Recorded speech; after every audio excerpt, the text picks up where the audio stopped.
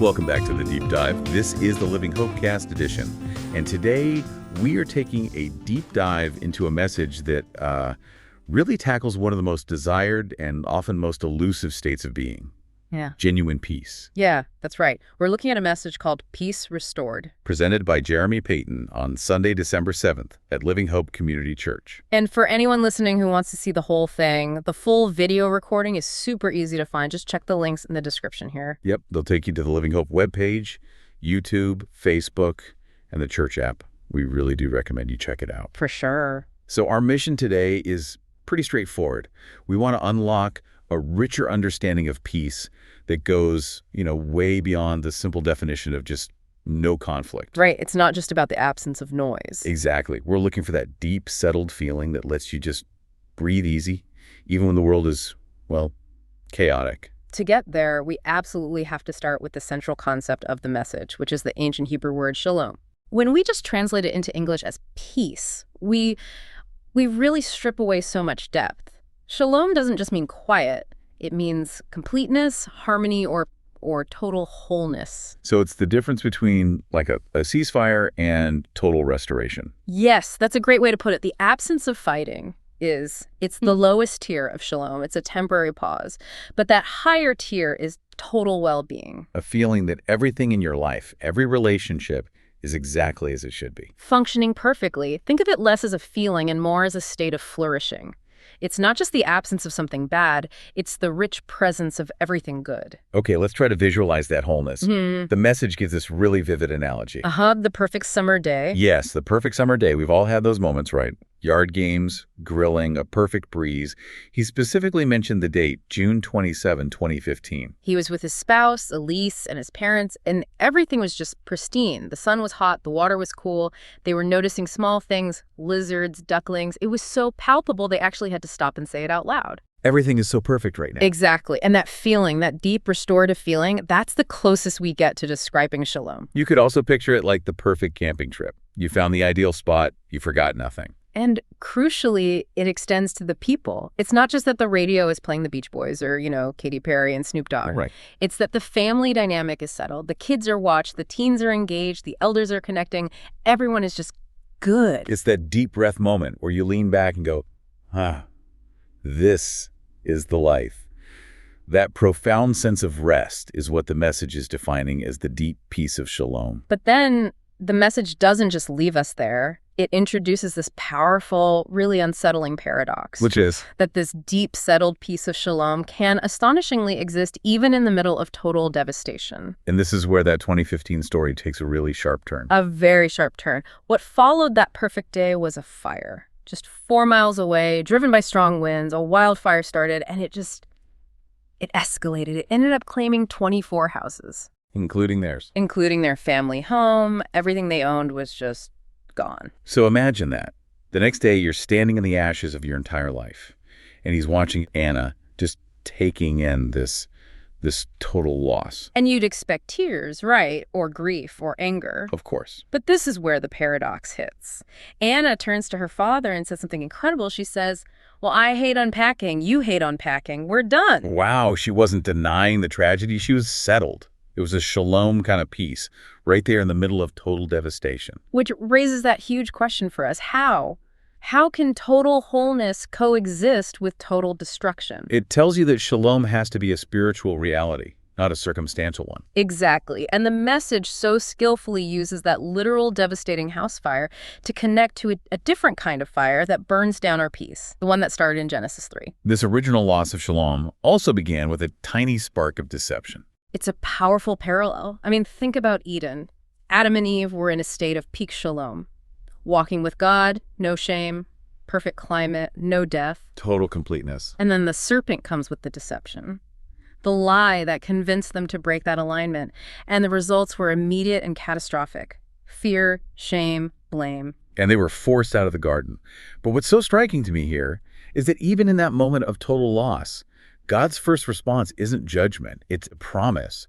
He promised restoration in Genesis 3.15. Yes, this is the first hint of peace restored. God speaks right to the source of the deception and says, he will strike your head and you will strike his heel. And that head crusher is identified as Christ, the Prince of Peace. who came for total victory, not to start a fight, but to end the war the enemy started. Right. The message ties this to 1 John 3:8, which says, "The Son of God was revealed for this purpose, to destroy the devil's works." It's an act of definitive destruction to bring peace. Okay, so here's the question I think a lot of us have.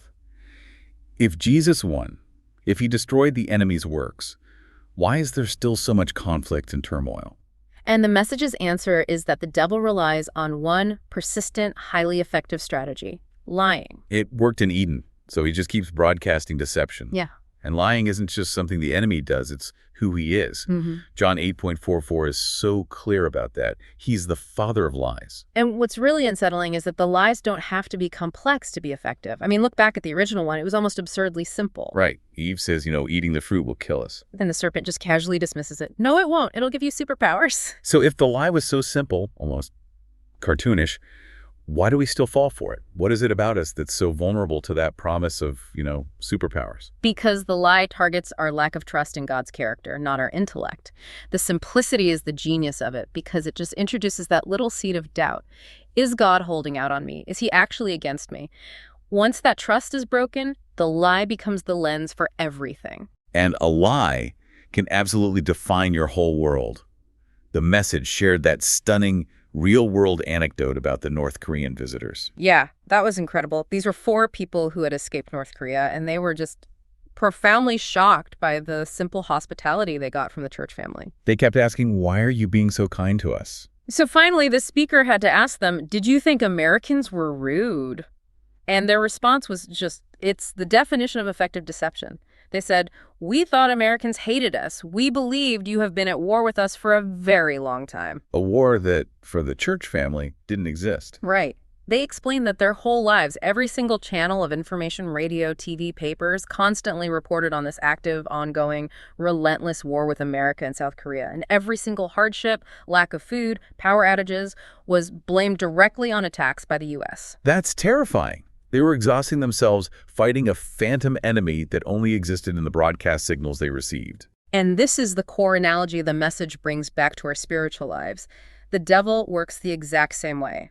He plants ideas against God's character. He broadcasts messages of fear and then blames our suffering on God's indifference or malice. And a lot of times, those lies are much more personal, right? Yep.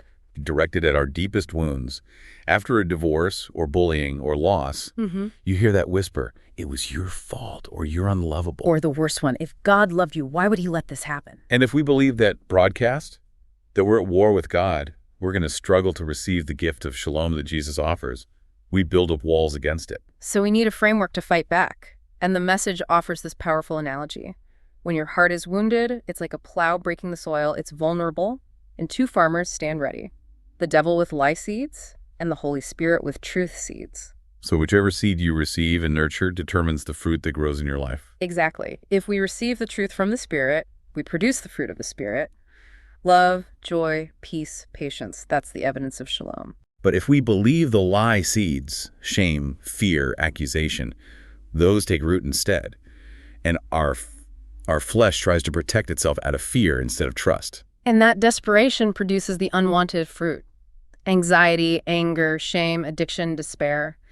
The message calls this the counterfeit John 15 experience.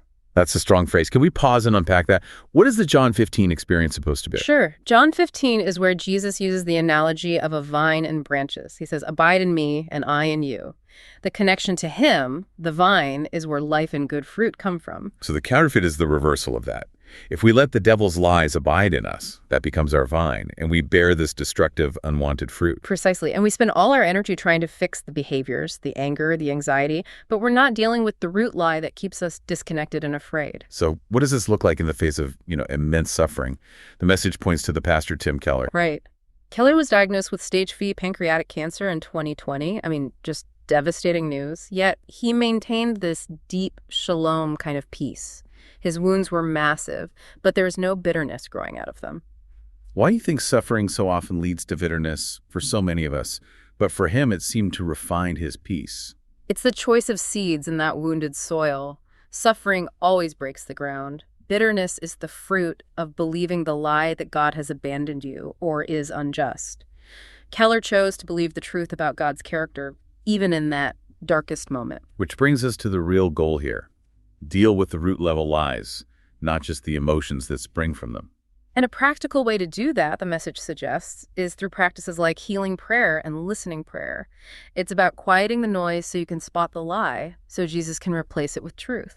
That reconnection, that trust, it brings us to that final analogy of the golden retriever, Jake. Yeah, a dog who loved going out. When he saw the leash and collar, he didn't see them as restrictions. He'd get excited, forcing his head through the collar. He gladly accepted the limitations because he knew they meant greater freedom and fun with his owner. And we have to reconnect with God in that same way. Accepting his design isn't a limitation. It's the only path back to shalom.